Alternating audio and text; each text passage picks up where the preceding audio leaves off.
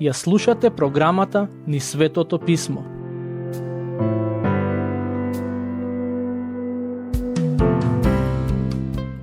Драги слушатели, во денешната епизода ќе ја читаме и обработиме глава 6 од книгата 2 Самуилова, на која јас и го имам дадено насловот "Како да го направиш правилното нешто на погрешен начин". Кога ќе почнеме со читање на текстот, ќе ви стане јасно зошто му го дадов овој наслов. Текстот ни опишува настани кои беа особено важни за владењето на царот Давид, но исто така и за самиот израелски народ. Во суштина, оваа глава е извештај за Давидовата иницијатива да се донесе Божиот ковчег во градот Ерусалим. Ако мене лично ме прашате, јас би рекол дека денот кога Божиот ковчег стигна во Ерусалим беше еден од најрадосните и најпосебните во животот на Давид. Патем, сакам да објаснам што мислам кога велам Божиот ковчег. Тоа беше еден вид на дрвена кутија, обложена со злато, со капак на кој беа представени два ангели како се допираат со крилјата. Во неа се чуваа две камени плочи на кои беа запишани 10 Божји заповеди. Имаше и еден сад со мана, а тоа е храната која Бог секојдневно им ја даваше на израелците во пустината. И во тој ковчег стоеше и расцутениот стап на Арон, братот на Мојсеј. Божиот ковчег беше символ за Божјото присуство помеѓу израелците, и тоа беше една од причините поради која за нив беше многу важен. Кога Бог му кажа на Мојсеј да го изгради тој ковчег, тој исто така му кажа да изгради така наречен шатор, во кој народот ќе му принесува жртви и во кој ќе се чува самиот ковчег. Не знам дали ќе се сетите на ова, но во 1 Самуилова читаме дека во времето на Самуил дојде момент кога филистејците го зедоа Божиот ковчег и го поставија во храмот на нивниот бог. При тоа неколку пати кипот на нивниот бог Дагон паѓаше пред ковчегот и по некое време филистејците од страв го извадија ковчегот од храмот и го оставија во домот на Авинадав, каде остана во период од 70 години. Кога Давид стана цар на целиот Израел, тој го прогласи Ерусалим за престолнина на царството и посака да го донесе ковчегот во Ерусалим. Тој не го направи тоа од некои суеверни причини, туку затоа што беше свесен за важноста на тој ковчег како символ на господовите дела, присуство и благонаклоност кон Израел. Ова беше само еден краток вовед во темата со која ќе се сретнеме во денешниот текст. Мислам дека сега е време да почнеме со читање на стиховите. Ако имате Библија, отворете ја кај глава 6 од книгата 2 Самуилова и читајте заедно со мене. Ќе ги прочитаме првите 3 стихови. Давид пак собра избрани луѓе од Израел 30.000. Па стана и тргна Давид и сиот народ што беше со него од Ваал Јудин за да го принесе оттаму Божиот ковчег, над кој се повикува името на Господ Саваот кој седи на херувими. И го поставија Божиот ковчег на нова кола и го изнесоа од куќата на Авинадав, која беше на ридот, а синовите на Авинадав, Оза и Ахио ја водеа новата кола. Во 1 Самуилова се вели дека филистејците направија нешто слично. Го ставија Божиот ковчег на кола, која беше влечена од животни, се со цел да го пренесат. Но, филистејците беа луѓе кои не ги познаваа Божите зборови и уредби и затоа постапуваа како што знаат и сметаат дека е правилно. А преку Мојсеј, Бог им кажа на израелците дека кога ковчегот се носи од едно на друго место, тоа треба да се направи според јасно одредени правила. Значи тоа не смеело да се прави онака како што филистејците, а и Давид се обиде да го направи, ставајќи го ковчегот на кола која ја влечат животни. Дел од дизајнот на ковчегот беа 4 прстени, 2 од левата и 2 од десната страна. Низ тие прстени требало да се стават дрвени стапови обложени со злато и така 4 луѓе од племето на Леви, конкретно од синовите на Каат, да го носат ковчегот. Значи тоа беа стандарди кои Бог ги пропиша за носењето на ковчегот, а во овие стихови гледаме дека Давид не ги запази. Сосема го разбирам тоа што филистејците не ги запазија Божите стандарди, бидејќи на нив тие стандарди им беа непознати, но навистина не го разбирам Давид, зошто тој не се водеше според тоа што Бог го кажал. Ова е многу важна тема и денес во црквата. Христијаните често знаат да го коментираат тоа што се случува во светот и да ги критикуваат луѓето што свесно и без резерва живеат во грев. Не ги оправдувам световните луѓе, ама тие секако не ја познаваат Божјата вистина. Она што е многу посериозно е што во црквата има луѓе кои ја читаат Библијата, слушаат поуки, а сепак живеат како безбожниците. Во оваа ситуација Давид се однесуваше на речиси ист начин како филистејците. Да, во неговото срце имаше љубов кон Бог, но за момент тој одлучи да ги прави нештата по свое. И во следните неколку стихови ќе забележите дека Бог не дозволи неговиот збор да биде погазен без притоа да следуваат сериозни последици. Стих 5. А Давид и сите синови Израелови свиреа пред Господ на различни свирки од кипарисово дрво, на гусли, на псалтири, на тимпани, на цитри и на кимвали. Во писмото на неколку места се вели дека Давид беше доста вешт музичар. Добар дел од псалмите се доказ дека тој бил и добар текстописец. Според стихот кој го прочитавме, се чини дека ова беше ден на голема радост за израелскиот народ. Но, во следните два стихови ни е опишан еден многу трагичен настан, кој се чини дека ги стаписа присутните. Стихови 6 и 7. И кога дојдоа до Нахоновото гумно, Оза посегна со раката кон Божиот ковчег и се фати за него, бидејќи воловите го беа наведнале. Но Господ се разгневи на Оза и за дрскоста Бог го удри на истото место и тој умре таму крај Божиот ковчег. Постојат неколку објаснувања во однос на причината поради која Бог го казни човекот по име Оза. Според текстот се чини дека тој немаше лоши намери, туку само сакаше да помогне, држејќи го ковчегот за да не падне. Но во писмото јасно се вели дека оние кои помагаат при носењето на ковчегот не смеат директно да го допираат. Со други зборови, како Давид, така и Оза си дадоа голема слобода во однос на носењето на ковчегот и Бог во својата семудрост направи Оза да ги сноси последиците. Одеднаш радосната песна се претвори во молк. Народот требаше да свати дека Бог не дозволува своеволност кога станува збор за носењето на ковчегот. Всушност, тоа не е Божји принцип само за носењето на ковчегот во старозаветно време. Би рекол дека тоа е безвременски Божји принцип. Бог преку Светото писмо ни кажал како можеме да му пристапиме и да бидеме блиски со Него. Ако сакаме да негуваме блиско заедништво и општање со Бог, има само еден начин како да го направиме тоа – со вера во Неговиот Син Исус Христос. Писмото јасно ни сведочи дека има само еден посредник помеѓу Бог и луѓето, а тоа е Христос. Ако се обидеме да му пристапиме на Бог на било кој друг начин, ќе ги трпиме последиците од нашето своеволие.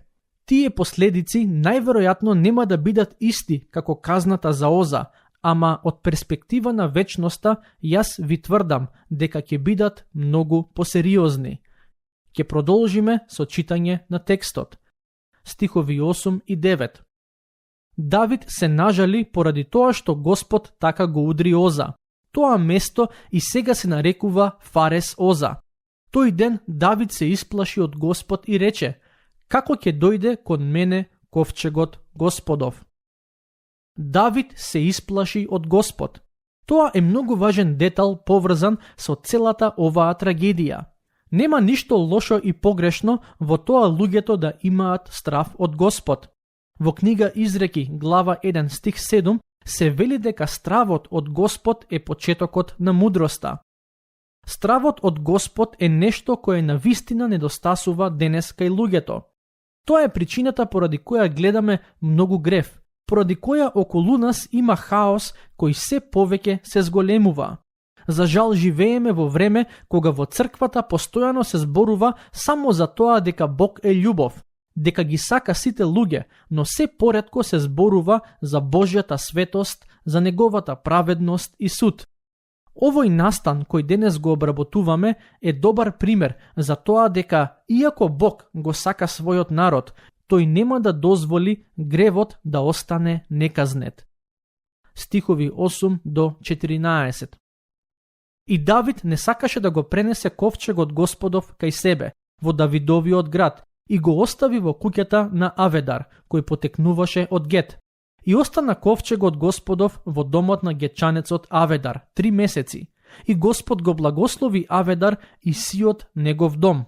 Му јавија на цар Давид и му рекоа: Господ го благослови домот на Аведар и се што е во него поради Божиот ковчег. Давид отиде и свечено го пренесе Божиот ковчег од куќата на Аведар во Давидовиот град. И што току оние што го носеа ковчегот Господов изминаа 6 чекори, тој принесе жртва, 1 јунче и 1 овен. Давид играше со сета сила пред Господа, а беше облечен со ленен ефод. Овој пат, за разлика од претходниот, Давид го донесе ковчегот во Ерусалим онака како што Бог заповеда преку Мојсеј. Во прва книга Летописи глава 15 пишува дека тој ги собра левитите и од нив побара да го носат ковчегот како што прилега. Патем интересно е тоа што текстот вели дека додека ковчегот беше во домот на гетчанецот Аведар, Господ го благослови него и сиот негов дом. Со други зборови, ако ковчегот беше символ за Господовото присуство, тогаш домот на Аведар беше благословен поради Господовото присуство. Овој текст ни открива многу важна вистина и за нас денес, а тоа е дека Господовото присуство носи благослов во секој дом. Ако едно семејство искрено и верно чекори по Господовата волја, Христос сигурно ќе биде таму присутен и неговиот благослов и благонаклоност ќе бидат врз тој дом. Кога станува збор за Господовото присуство, морам да напоменам дека од една страна Господ е навистина се присутен, но од друга страна велиме дека е присутен на посебен начин во животите на луѓе кои искрено го сакаат и му се послушни. Стихови 15 и 16. Така Давид и целиот Израелов дом го носеа ковчегот Господов со извици и звуци од труба. Кога ковчегот Господов влегуваше во Давидовиот град, Михала, Сауловата керка, гледаше од прозорецот неизин и откако го виде царот Давид како скока и игра пред Господ, го презре во срцето свое. Ова беше навистина радосен ден, бидејќи ковчегот конечно беше донесен во престолнината на Израел. Додека речиси сите се радуваа, сопругата на Давид, Михала, имаше лоши мисли во своето срце. Текстот ни вели дека кога го виде Давид како скока и игра пред Господ, таа го презре во своето срце. Може би тоа го стори затоа што не ја разбираше љубовта на Давид кон Господ, а и самата таа во себе ја немаше таа љубов. Предпоставувам дека не и беше јасно како може некој како царот слободно да игра и да се весели. Стих 17. Го донесоа ковчегот Господов и го поставија на местото негово среде скинијата, која Давид ја беше направил за него. И Давид принесе сепаленици пред Господ и жртви за помирување. За разлика од претходниот пат, сега Давид постапи мудро, не само при пренесувањето на ковчегот, туку и откако ковчегот беше донесен во скинијата. Тогаш Давид принесе жртви, сепаленици и жртви за помирување. Во Стариот Завет од народот се бараше да принесува жртви за своите гревови, а токму тие жртви беа еден вид на предслика на Христовата жртва, дадена за сите нас на крстот на Голгота. Давид беше свесен дека направи грев при првиот обид за пренесување на ковчегот и затоа сега принесе жртви пред Бог, покажувајќи дека се кае во неговото срце за тоа што се случи. Стих 20. Кога се врати Давид за да го благослови домот свој, Михала, Сауловата керка, излезе и му рече: колку се прослави денес царот Израелов, разголувајќи се пред очите на слугинките од слугите своји, како што се разголува прост човек. Според зборовите на Михала, Давид се разголел пред сите луѓе. Сигурно не станува збор за буквално или целосно разголување, бидејќи тоа би било навистина срамно. Поентата е следна. Царот носел посебна облека во тоа време и по таа облека се разликувал од останатиот народ. Но, кога ковчегот беше донесен во Ерусалим, царот ја соблече својата царска облека и носеше алишта како сите други луѓе. Токму затоа Михала вели дека царот се разголел. Да ве потсетам дека таа беше ќерка на Саул, првиот цар на Израел. Предпоставувам дека за неа царската позиција била позиција на гордост и достоинство и според нејзиното разбирање царот никогаш не требало да се спушти на нивото на обичниот народ. Стих 21. А Давид и одговори на Михала: пред Господ кој ме одбра мене наместо твојот татко и целиот негов дом, поставувајќи ме за водач на народот Господов Израел, пред Господ ќе свирам и ќе играм. Во суштина Давид и вели: ќе се радувам пред Господ, бидејќи имам причина да го правам тоа. Знаете, луѓето кои не ја чувствуваат Господовата радост во себе, секогаш ќе ги судат оние кои ја имаат таа радост во себе. Луѓето кои го немаат Господ во себе, секогаш ќе се чудат на однесувањето на оние кои го имаат Господ во себе. Може би некои од вас се соочуваат со сличен напад како оној на Михала упатен кон Давид. Луѓето околу вас не можат да сватат зошто го читате Светото писмо, зошто редовно присуствувате на црковните богослужби, зошто сакате да постапувате честно и праведно и слично. Немојте да бидете обесхрабрени кога светот наоколу ве презира или ви префрла поради верата во Христос. Продолжете да му верувате, продолжете да го следите и да му останете верни, без разлика на реакциите на другите луѓе. Стихови 22 и 23. И уште повеќе ќе се понизам, и уште помал ќе станам во своите очи, и при сето тоа, пред слугинките, за кои говориш, јас ќе бидам славен. А Михала, Сауловата ќерка, остана без рожба до денот на својата смрт.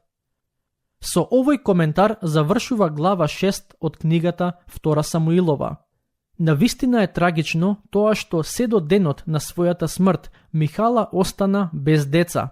Се прашувам дали тоа е последица на незиното однесување и презирот кој го имаше кон Давид во денот кога ковчегот беше однесен во градот Ерусалим.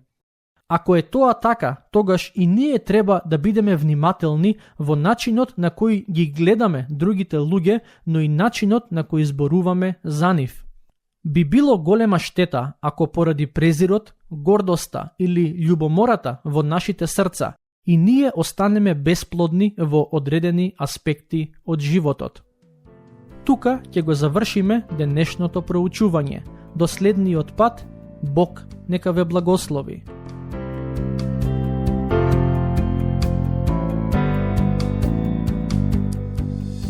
Слушнавте епизода од програмата Низ Светото писмо. Можете да не слушате и преку мобилна апликација на нашиот YouTube канал и на подкаст платформите како што се Apple и Spotify. Ако ви се допаѓаат нашите епизоди, споделете ги и препорачајте ги на вашите пријатели. Бидете слободни да ни оставите свој коментар или да ни пишете на нашата имейл адреса nizsvetotopismo@gmail.com. Следете ги нашите страни Низ Светото писмо на Facebook и Instagram. Епизодите од оваа серија можете да ги најдете и на нашата веб страна ttb.twr.org.